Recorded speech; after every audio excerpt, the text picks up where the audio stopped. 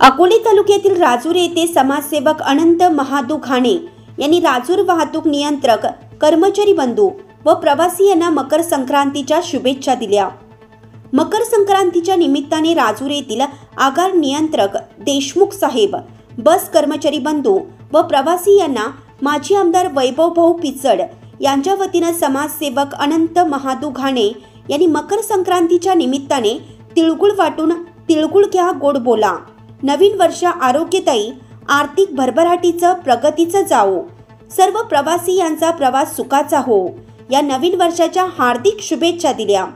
यावेळी उपस्थित प्रवासी कर्मचारी बंधू उपस्थित होते। नाशिक लक्ष न्यूज ब्युरो रिपोर्ट, नाशिक।